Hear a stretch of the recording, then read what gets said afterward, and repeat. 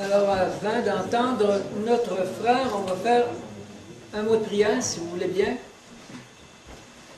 Seigneur éternel, merci encore une fois pour ta grâce qui est souveraine. Merci Seigneur, parce que cette grâce va nous emmener dans l'éternité, dans une vie éternelle. Cette vie éternelle qui est beaucoup plus précieuse, beaucoup plus longue, moins courte que cette vie ici-bas sur cette terre. Merci encore une fois pour ce frère qui nous visite. Merci pour sa fidélité. Merci pour ce qu'il nous apporte et que ça puisse encore une fois faire du bien à chacun de nos cœurs. Amen. Amen.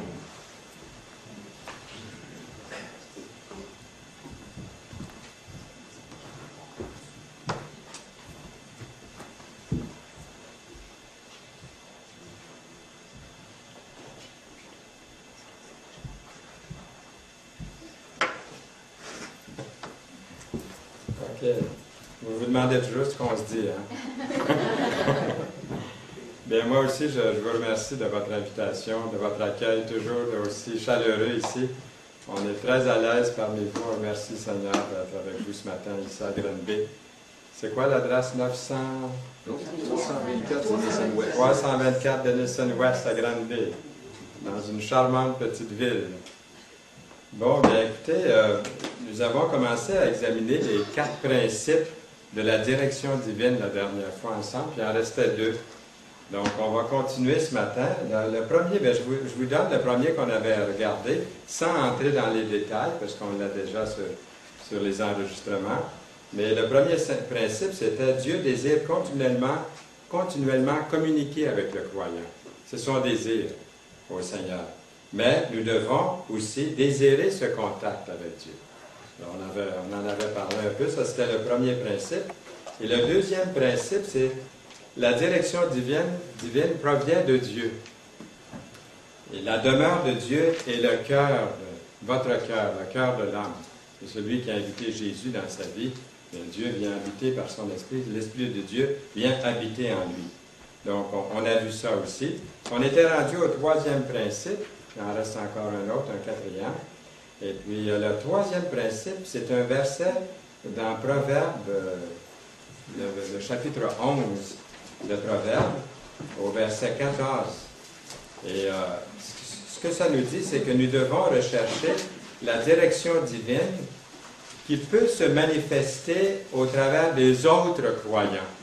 La personne qui est assise à côté de vous, qui est croyante, peut être une personne que Dieu utilise dans votre vie. C'est merveilleux, ça, quand on pense à ça. Au travers des autres croyants qui eux-mêmes cherchent, ces croyants-là, à plaire au Seigneur. C'est leur désir.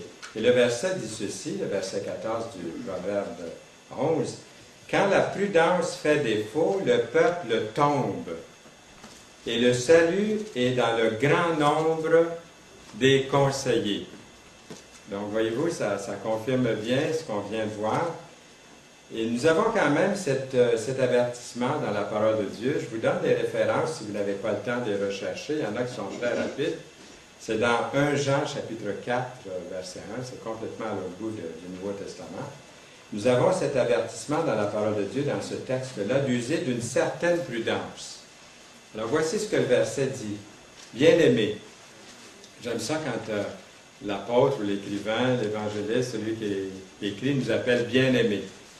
Donc, il nous dit, « Bien-aimés, n'ajoutez pas foi à tout esprit, mais éprouvez les esprits pour savoir s'ils sont de Dieu. Car plusieurs faux prophètes sont venus dans le monde. » Dans 1 Jean 4, 1. Un jour, je suis allé prêcher, je ne vous dirai pas où, là. Je suis allé prêcher à quelque part ici dans la province. Et puis, le pasteur ou l'ancien, avant de m'inviter à venir, il a lu ce verset-là. « Bien-aimés, n'ajoutez pas foi à tout esprit, mais éprouvez les esprits pour savoir s'ils sont de Dieu, car plusieurs faux prophètes sont venus dans le monde. Je vous présente Fernand Saint-Louis. » Alors, je vous conseillerais sincèrement de ne pas lire ce verset lorsque vous ferez la présentation du prochain prédicateur invité. Je sais que vous n'avez jamais fait quelque chose de semblable ici, mais j'ai déjà vécu cette expérience-là. C'était assez comique, en effet.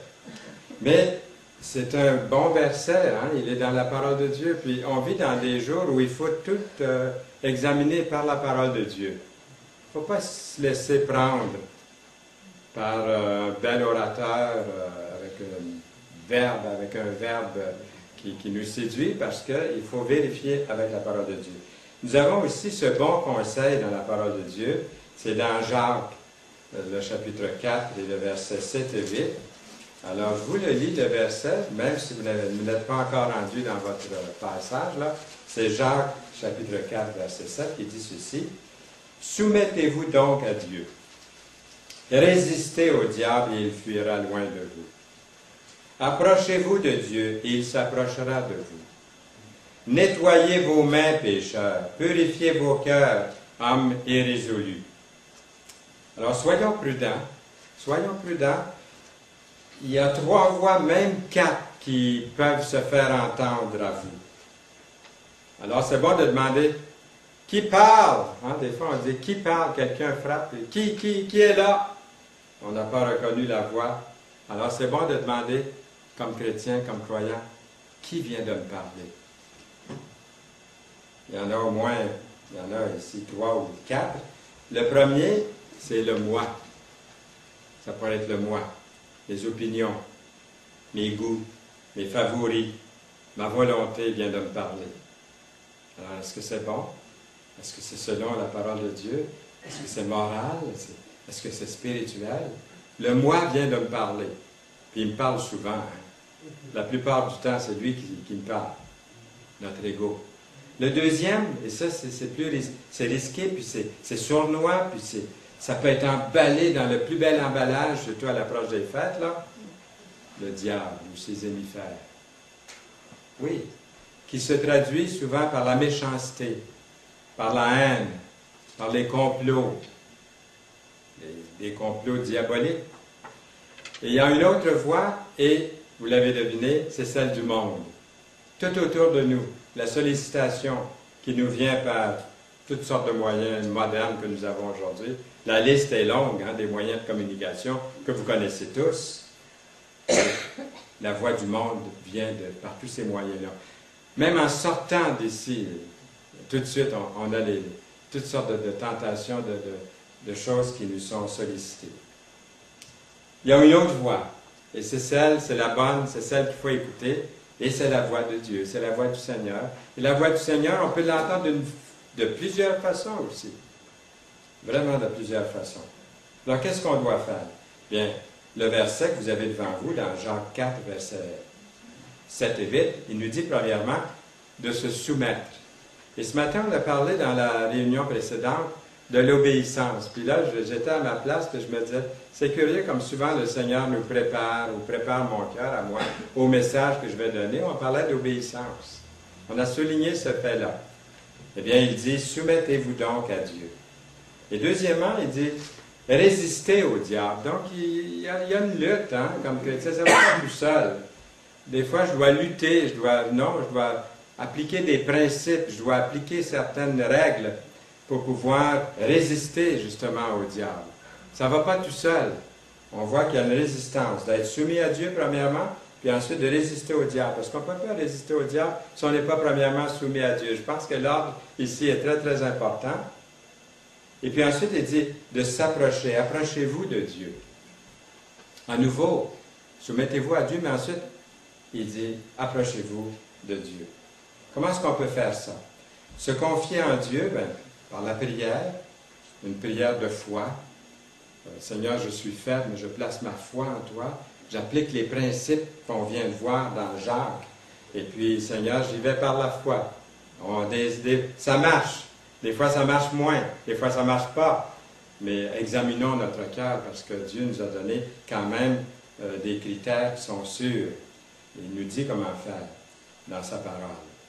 Et on ne soulignera jamais assez la parole de Dieu. C'est là qu'il faut aller chercher notre force. Un des plus respectueux, je dirais, un des plus grands prédicateurs au monde, Billy Graham, au cours des années, j'ai eu le privilège de traduire Billy Graham dans différentes campagnes d'évangélisation. en Floride, ici au Canada, à différents endroits. Puis, ce que je fais, c'est qu'avant les campagnes, j'écoute des enregistrements de Billy Graham. Parce que la façon qu'on traduit dans des petites chambres, là, avec des écouteurs, un micro, en même temps que Billy Graham prêche, bien moi je traduis en français, en même temps ça rentre là, puis ça sort ici en français. Les gens dans le stade, il y a toute une section qui est marquée français.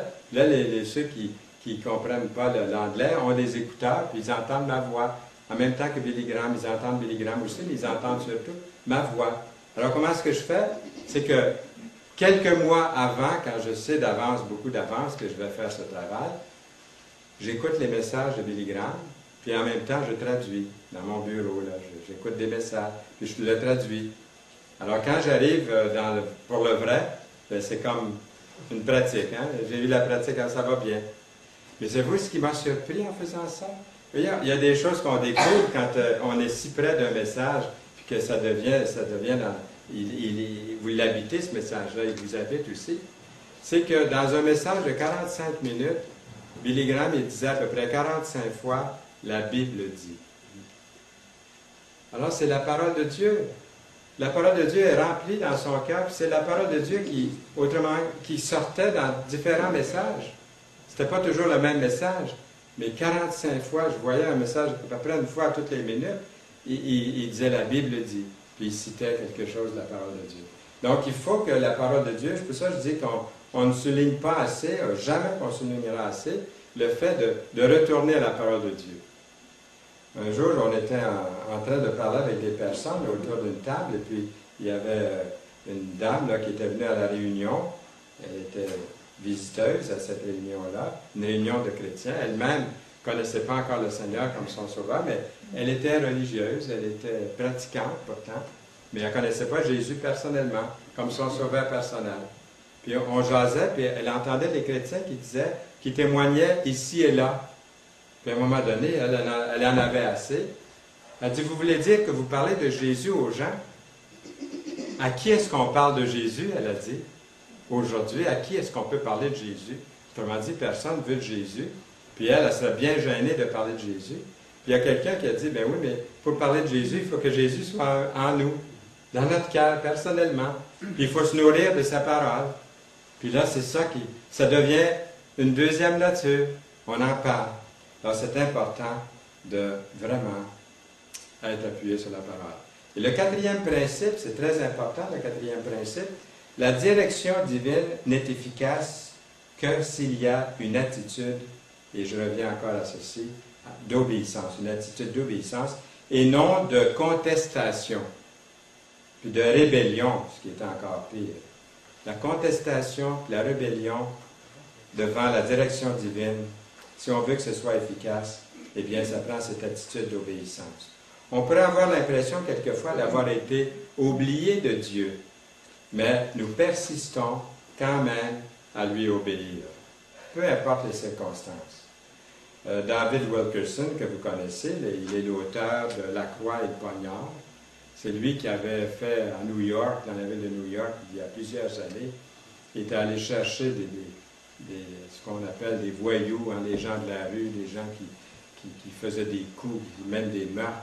Et il a laissé rentrer tous ces gens-là dans l'Église. Il y en a plusieurs bons chrétiens qui n'étaient pas d'accord, sont sortis de l'Église. L'Église s'est remplie. Et il y a une des plus grosses églises de la ville de New York aujourd'hui. Eh bien, lui, un jour, il a dit, ne laissez rien ni personne jamais vous éloigner de Dieu. Il dit, le secret parce que c'est le secret, ça, de la prière. Il dit ensuite, ne laissez personne, sous aucune condition, vous garder loin du cœur de Jésus. Ce qui revient à peu près à la même chose. Un verset dans la Bible que je trouve qui va bien avec les GPS d'aujourd'hui, là. J'en ai un en passant, là, parce que j'en ai besoin. Moi, c'est le plus beau cadeau que je pouvais avoir pour m'orienter. Le verset dit, « Tes oreilles entendront derrière toi la voix qui dira, voici le chemin, marche-y. » Il faut dire que mon GPS, il parle aussi. Hein. Il passe son temps à me dire où tourner, puis que j'ai mal fait, bien, il va me dire correction, il va me dire à nouveau. GPS, ça veut dire Global Positioning System, système de positionnement global. Alors, ça vous dit où aller. Il vous donne d'avance les noms de rue, pour ceux qui ne sont pas au courant. Puis il vous le dit, hein, c'est écrit en plus. Donc, vous n'avez pas besoin de regarder, vous entendez. Et ça me fait beaucoup penser ici à ce verset qui dit « Tes oreilles entendront derrière toi la voix qui dira « Voici le chemin, marchez-y ». C'est exactement comme ça. Car vous iriez à droite ou vous iriez à gauche, c'est mon cas. Donc, j'ai vraiment besoin de la parole de Dieu. J'ai vraiment besoin d'entendre la voix de Dieu de différentes façons, mais à commencer par sa parole. C'est vraiment un GPS divin extraordinaire. C'est curieux comme on copie, les hommes sont les singes de Dieu. Ils copient Dieu, le Créateur, dans bien des choses. Ça rend service. C'est bon. De merveilleuses choses quand son cœur est appliqué au bien. On sait que le mal est là. On le sait très bien par notre propre cœur. Il y a 4 mots-clés qui m'aident ou qui mènent au succès concernant comment savoir que Dieu vous parle. Dans un des versets de l'Ancien Testament, dans Josué 11, verset 15, il est écrit ceci. Josué exécuta les ordres de l'Éternel à Moïse, son serviteur, et de Moïse à Josué. Et écoutez bien ceci, il ne négligea rien de tout ce que l'Éternel avait ordonné à Moïse. C'est la parole de Dieu. Il y a aussi 7 actions vers la découverte de la volonté de Dieu que j'aimerais vous suggérer. Je ne vous demande pas de les retenir tous les 7, mais peut-être les 3 premiers. On dit que dans un message, on retient 3 points, les autres, on les oublie. C'est comme ça. Mais si vous voulez les prendre note ou écouter l'enregistrement, vous allez les avoir. D'habitude, j'ai imprimé des feuilles, puis je laissais des feuilles pour les... Là, je ne l'ai pas fait, je m'excuse. J'ai été pris un peu jusqu'à la dernière minute. Mais le premier point ici, les 7 actions vers la découverte de la volonté de Dieu que j'aimerais vous proposer. Premièrement, prier, il va de soi. Passez du temps dans la prière concernant, par exemple, un sujet particulier. Vous choisissez quelque chose qui vous est précieux, puis priez pour ça jusqu'à ce que Dieu vous dirige autrement ou précisément ou qu'il vous donne certaines directives. Parce que souvent, on arrête, on est fatigué, ou on oublie. Et deuxièmement, écoutez. En priant, prenez le temps d'écouter cette voix intérieure. Après, le cœur est rempli de la parole de Dieu. Vous priez, vous lisez tous les jours, vous faites votre culte. Vous allez voir que cette voix intérieure va être inspirée de la parole de Dieu. Vous examinez les détails de la situation dans laquelle vous vous trouvez. C'est comme ça que vous pouvez écouter Dieu. Parce qu'il y a cette voix intérieure qui va vous venir quand on se nourrit de la parole de Dieu. Si vous vous nourrissez du monde, de votre ego, de vos opinions, de vos goûts, si vous vous laissez séduire par les émissaires de Satan, bien, c'est entendu que la voix qui va vous venir, Dieu va essayer de vous parler, mais elle va être brouillée par toutes sortes d'interférences. Troisièmement, lisez. Écoutez la parole de Dieu en ce qui concerne cette situation, la situation pour laquelle vous priez. Il peut vous mettre à cœur de lire un certain verset ou un certain passage. Alors faites-le. Vérifiez si possible, demandez conseil au moins à 3 chrétiens que vous respectez, que vous aimez, dont la vie démontre qu'ils ont appris à écouter la voix de Dieu. Alors ça peut aider aussi. Évaluez tout ce que vous ont démontré les circonstances dans lesquelles vous vous trouvez. Après avoir considéré tout ça, y compris les sages conseils que vous avez reçus, là, vous tirez une conclusion dans une attitude de prière. Sixièmement, agissez au mieux que vous le pouvez. Mettez à exécution tout ce qui est nécessaire pour accomplir la volonté de Dieu. Et finalement, persistez. Ça, c'est très, très important. J'ai vu dans ma vie chrétienne que persister, là, c'est une des grandes choses là, que le Seigneur fait. Si on peut persister, persévérer. La plupart, je dirais, ne persévèrent pas. C'est ça le problème. Il faut continuer Il faut persister, il ne faut pas se décourager dans l'évangélisation. Encore ces derniers jours, là, j'ai des personnes autour de moi, des personnes sincères qui aiment le Seigneur et tout, mais il manque de persévérance dans l'évangélisation. Pourquoi? Parce qu'ils ne voient pas de résultats. Bien, enlevons les évangélistes, puis enlevons les émissions de radio, puis enlevons la distribution des traités, enlevons ceux qui font du porte-à-porte, enlevons l'Église. Parce que ce n'est pas très encourageant de voir seulement qu'une personne sauvée de temps en temps. Mais qu'est-ce qu'il faut faire? Il faut continuer. Je me souviens toujours de cette histoire d'un missionnaire qui a été 40 ans à évangéliser les musulmans, sans voir une conversion. Est-ce qu'il a perdu son temps? Il a servi le Seigneur, on sert le Seigneur, il dit de semer, puis il dit en plus de semer beaucoup pour récolter peu. Je vais me choquer si je continue, là. Je ne vais pas vous faire de remontrances, mais ça me tient tellement à cœur de persévérer, de ne pas lâcher. Lâchez pas prise. Vous êtes peut-être, vous ne filez pas, vous êtes malade peut-être, ou ça ne va pas, mais continuez encore un peu, là. Continuez, ne lâchez pas prise. Une fois que vous êtes allé de l'avant, ne regardez pas en arrière. Même lorsque vous vous retrouvez dans des circonstances adverses, ce n'est pas le temps de dire, bon, ça ne marche pas, je laisse ça de côté. N'oubliez pas que Jésus a fait passer ses disciples par un orage, plus d'une fois, pour opérer ensuite un grand miracle.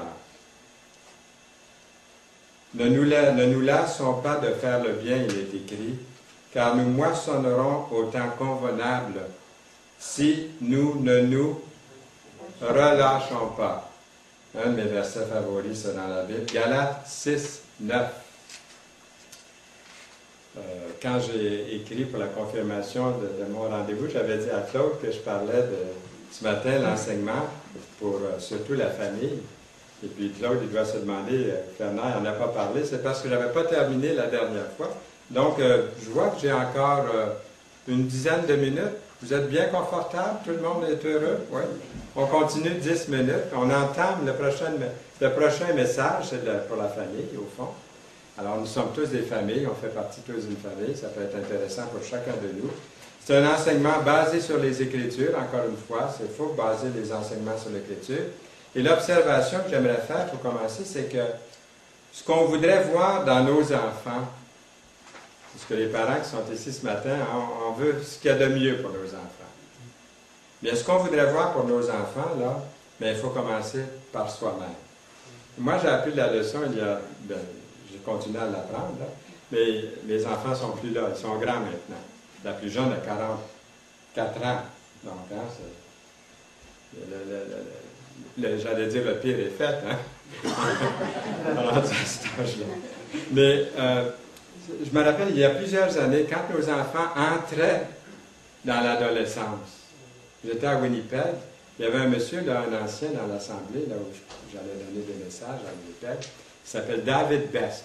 He was really the best, hein? David Best. Et puis un jour, je lui disais, je lui faisais part de mon souci, de mes enfants. J'ai dit, mes enfants, là, ils entrent dans l'adolescence. Les meilleurs qui rentrent dans l'adolescence, les meilleurs, ils donnent des fois du fil à retordre, hein, quand même. Tu sais, moi, j'ai été adolescent, je sais. Et puis, j'ai eu des adolescents, puis là, je voyais que c'était, tu sais, bon, les meilleurs, c'est normal, ils entrent dans une autre vie. Ils peuvent faire un effort, comme j'ai dû faire un effort des fois pour plaire à mon père et à ma mère, puis être un peu plus correct. Mais il m'avait dit, David Best, après que je lui avais parlé de mes craintes, j'ai peur que mes enfants ne marchent pas dans les voies que je leur ai enseignées. J'ai peur qu'ils abandonnent l'Église, qu'ils abandonnent le Seigneur. J'ai peur qu'ils tombent dans le monde, qu'ils tombent dans des idées adverses à la parole de Dieu. Puis David, il m'écoutait, David Best. Lui avait passé cette étape-là avec ses gens. Mais il me dit comme ça, il dit, t'as peur? Il dit que ça arrive à tes jeunes quand? Ben, j'ai dit, je sais pas, moi, d'ici 1 an, 2 ans, 3 ans, ils rentrent dans l'adolescence. Il dit, Fernand, là, il dit, qu'est-ce qui me dit que tu vas être au Seigneur, toi, dans 1 an? Que tu vas être fidèle à Dieu. Il dit, commence donc par ce que tu veux pour tes enfants, le faire dans ta propre vie. Et prie pour tes enfants. Et laisse ça entre les mains de Dieu. C'est un bon conseil. D'arrêter de regarder les autres, de regarder mes enfants, mais d'examiner plutôt ma vie, de la mettre en règle devant le Seigneur à tous les jours, et puis de prier pour mes jeunes. Aujourd'hui, je peux remercier le Seigneur pour les jeunes que nous avons. Je peux remercier le Seigneur. Mais c'est ça, il faut que les jeunes puissent remarquer l'authenticité de nous, les parents. Notre authenticité nous vient du Seigneur Jésus-Christ, il nous vient de sa parole. Je me rappelle un jour quand un des enfants a dit, beaucoup plus tard, le meilleur message que j'avais pu lui laisser, c'est quand le matin, elle descendait pour aller prendre sa douche, la porte de mon bureau était entrebâillée, puis elle me voyait en train de lire la parole et en train de prier. Je ne m'en rendais pas compte, mais pour elle, c'est authentique, c'est vrai, elle se nourrit de la parole. Alors, voyez-vous, des exemples, c'est un exemple comme ça. Ce n'est pas la connaissance surtout qui compte, ce n'est pas notre connaissance, mais on revient encore à ce fameux mot qu'on avait durant notre première réunion, c'est l'obéissance, d'être soumis au Seigneur. Si les parents n'ont pas une communion réelle avec Dieu par la prière et la lecture systématique des Écritures, ils ne peuvent presque rien communiquer aux jeunes du point de vue spirituel, il va de soi, c'est vrai. D'après Deutéronome 6, verset 7, et ça va être notre texte principal, d'après ce texte de Deutéronome 6, 7, ce sont les parents qui peuvent éduquer et doivent éduquer les enfants dans les choses spirituelles. On a le temps de lire ce texte-là dans Genèse. On va commencer avec Genèse 18 pour commencer. Genèse 18 et le verset 19. On voit ici la description des tâches d'un papa. Il est même appelé le papa d'une grande nation. Son nom, c'est Abraham. Il est même appelé le papa pas seulement des Juifs, mais aussi de tous ceux qui sont nés de nouveau, qui font partie de l'Église du Seigneur Jésus-Christ. Le Père Abraham, le Père de la foi. On l'appelle le Père de la foi. Et au verset 19 du chapitre 18 de Genèse, nous lisons « Car je l'ai choisi afin qu'il ordonne à ses fils et à sa maison après lui de garder la voie de l'Éternel en pratiquant la droiture et la justice. Et qu'ainsi l'Éternel accomplisse en faveur d'Abraham les promesses qu'il lui a faites. » Et au verset 27 du chapitre 19, le chapitre suivant, si vous regardez le chapitre suivant, 19-27, Abraham se leva de bon matin pour aller au lieu où il s'était tenu en présence de l'Éternel. Il mettait en pratique ce que l'Éternel lui communiquait. Est-ce que lui-même, le Père, est un homme de prière? Abraham est un homme de prière. Pourra-t-il être capable de conduire sa famille en prière, de prier avec eux, être un exemple visible devant ses enfants? Abraham se leva de bon matin. On voit ça ici. Son culte personnel, Bible en main, pour un culte bien équilibré, avoir le cœur rempli de la parole de Dieu. L'importance de l'exemple parental dans les autres domaines de la vie aussi. Regardez le verset 6, le chapitre 6, verset 6 de Deutéronome. Nous lisons ici, « Ces commandements que je te donne aujourd'hui seront dans ton cœur. » Je voudrais juste faire une pause ici, que j'ai connu une personne un jour qui voulait inculquer la parole à son fils, mais il n'avait vraiment pas eu la manière ou le tour. Vraiment, je ne comprends pas qu'il ait agi comme ça. Pour punir son fils, il lui a fait apprendre, ou lire plutôt, il lui a fait lire, je ne sais pas combien de fois par semaine, le psaume 119. Et aujourd'hui, je connais le fils, il est très loin de l'Église, puis très loin de sa famille, peut-être, puis en tout cas de la parole. Il a été c'est pas comme ça, vous comprenez bien qu'on inculque la parole de Dieu dans son cœur. Au verset 7, tu les inculqueras à tes enfants, tu en parleras quand tu seras dans ta maison, quand tu iras en voyage, quand tu te coucheras et quand tu te lèveras. Alors ça veut dire tout le temps ça, à tous les moments. Tu les liras comme un signe sur tes mains, et ils seront comme des frontaux entre tes yeux. Tu les écriras sur les poteaux de ta maison et sur tes portes. Dernièrement, Yolande et moi, on a reçu la visite d'un nommé John King. Il est un des dirigeants aujourd'hui de Bible Translator. C'est une œuvre qui traduit la parole de Dieu dans plusieurs langues à travers le monde. Et John, quand il était jeune, je suis allé une fois habiter chez lui. Il était le seul fils, il y avait 6 ou 7 filles après lui. Et puis lui était le seul garçon. Et puis dans cette famille-là, j'ai vu qu'il y avait beaucoup de discipline. Et puis il nous a dit dernièrement qu'il ne déjeunait pas tant qu'il n'avait pas fait le culte en famille. C'est fort, hein? C'est quelque chose, mais on voit que les principes bibliques avaient été appliqués. Et ce que j'aimerais faire, c'est que la prochaine fois, dans la volonté du Seigneur, j'aimerais qu'on examine ce que ça veut dire ici dans Deutéronome 6, verset 6, la main, le front, le poteau, les portes. Alors j'aimerais qu'on regarde ça ensemble la prochaine fois, dans la volonté du Seigneur. Amen. Amen. Seigneur, merci de ta bénédiction que tu veux répandre et que tu répands sur chacun de nous qui te reçoit, qui ouvre son cœur à ta parole, à ta volonté.